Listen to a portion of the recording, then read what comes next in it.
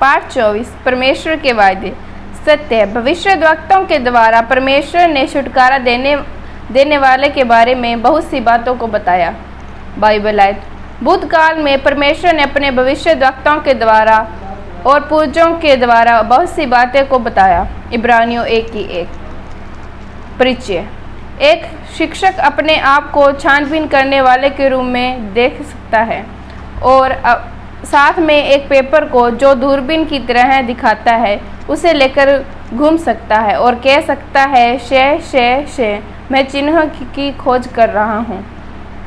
क्या आपको याद है जब आदम और हवा ने बगीचे में पाप किया और आदम के पाप के कारण हम सब पाप में पैदा हुए हैं और हमारे पाप के कारण हम सब अनंत की सज़ा के योग्य हैं। किंतु परमेश्वर ने वायदा किया था कि वह मुक्तिदाता को भेजेगा जो हमारे पापों से और अनंत की सज़ा से बचाएगा। इसलिए मैं जानता हूँ वह मुक्तिदाता कौन है।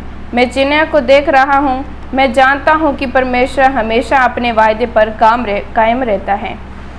कुछ भी घटने से पहले परमेश्वर उसे जानता है। 1000 साल पहले परमेश्वर ने अपने भविष्यद्वक्ता और चिन्हों के द्वारा आने वाले मुक्तिदाता के बारे में बताया। भविष्यद्वक्ता ने इन चिन्हों को लिख लिया और हम बाइबल के द्वारा इन चिन्हों के बारे में और मुक्तिदाता की वास्तविकता जानते हैं। उदाहरण यशायाह 9:7। मैं भविष्यद्वक्ता यशायाह कहता हूँ मुक्तिदाता दाऊद के वंश से होगा। क्या कोई जानता है दाऊद कौन था? वे परमेश्वर के लोगों इस्राएलियों का राजा था।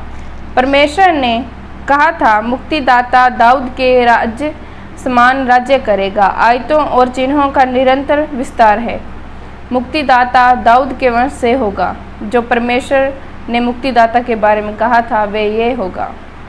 पहला यशायाह 9:7 मुक्तिदाता दाऊद के वंश से होगा। दूसरा यशायाह 7:14 मुक्तिदाता कुंवारी स्त्री के द्वारा उत्पन्न होगा। चौथा यशायाह 50:6 मुक्तिदाता पर थूका जाएगा और मारा जाएगा।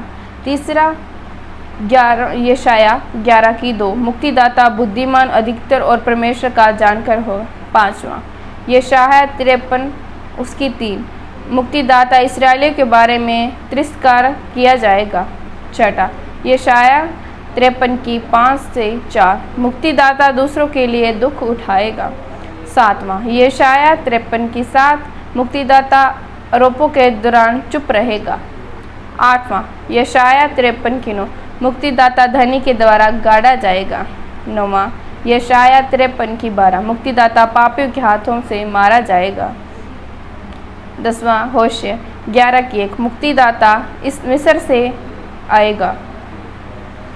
11वां मिका 5:2 मुक्तिदाता बेतलम में जन्म लेगा। 12वां यकरयाह 11:12 मुक्तिदाता 30 चांदी के सिक्कों के द्वारा बिकवाया जाएगा।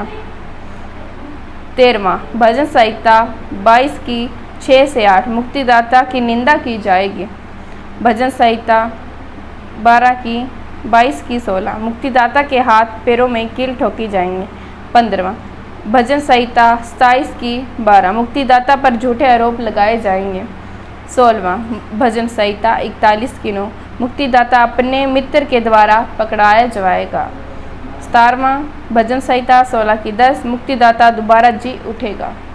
18वां भजन संहिता 69:4 मुक्तिदाता बिना कारण के घृणा की जाएगी।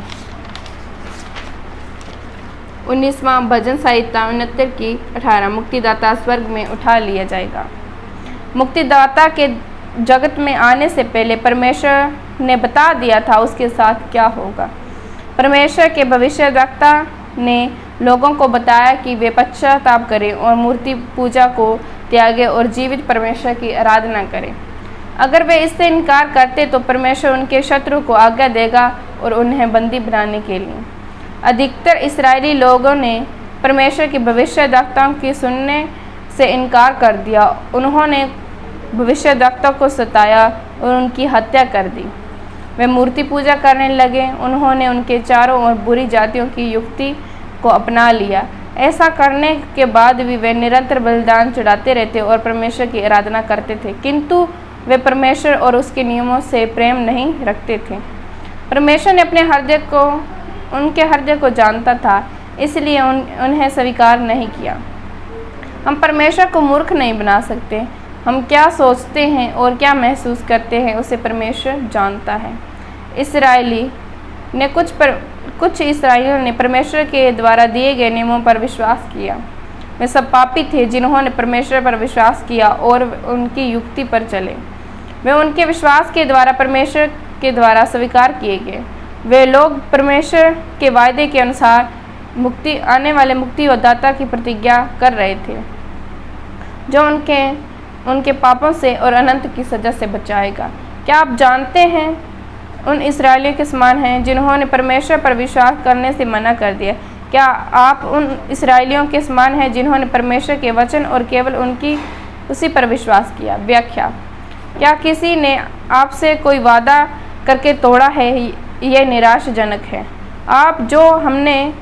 आज जो हमने वायदे के बारे में पढ़ा, वे तोड़ा नहीं गया। परमेश्वर अपने वायदे पर कायम रहेगा और उसी के समान हुआ। परमेश्वर की कायमता को जानने के लिए परमेश्वर के वचन बाइबल पर निर्भर हो सकते हैं, क्योंकि परमेश्वर विश्वास योग्य है। वे अपने वायदे पर कायम रहता है।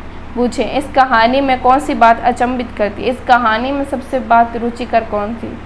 चुनौती: इस सप्ताह में आपने जो भी सीखा है वे दूसरों को भी सिखाएं। हालेलुया। अगर आप प्रार्थना करवाना चाहते हैं और इस वचन के बारे में और जानकारी प्राप्त करना चाहते हैं तो नीचे दिए गए नंबर पर कॉन्टैक्ट करें। आमीन।